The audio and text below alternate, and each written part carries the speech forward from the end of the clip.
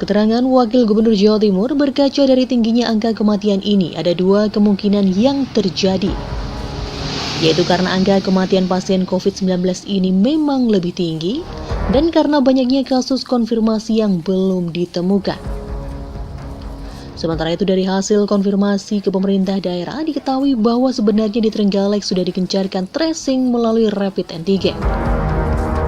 Tapi datanya tidak keluar di rekapan Kemenkes. Artinya di Trenggalek bukannya tidak di tracing, tapi ada kendala dalam memasukkan laporan.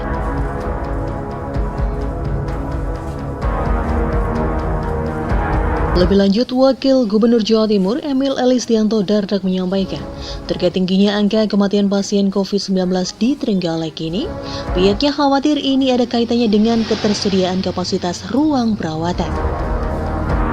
Sementara itu, lonjakan pasien yang terjadi ternyata juga karena rumah sakit darurat COVID-19 tidak sanggup menghandle pasien yang kondisinya semakin memburuk atau karena keterbatasan oksigen. Di sisi lain, lonjakan pasien itu dimungkinkan juga dari pasien isoman yang kondisinya memburuk, lalu harus segera dirujuk ke RSUD.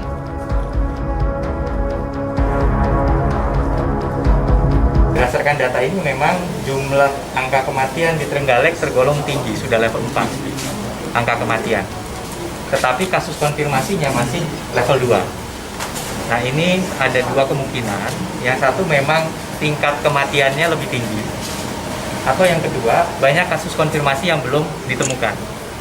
Nah, ternyata setelah kami cross-check kepada rekan-rekan di Pemda, kenyataannya antigen sudah digencarkan selama ini, diinput ke dalam New Old Record atau NAR, tetapi tidak keluar di dalam rekapan yang ada di Kementerian Kesehatan.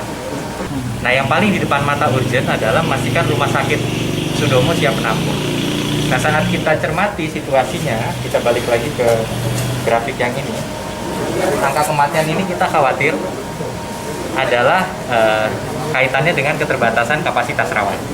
Nah, ternyata lonjakan yang terjadi itu juga karena di beberapa rujukan dari rumah sakit darurat COVID yang tidak sanggup menghandle pasiennya lagi karena mungkin kondisinya memburuk atau ada keterbatasan oksigen sehingga harus dialihkan ke rumah sakit Sudomo.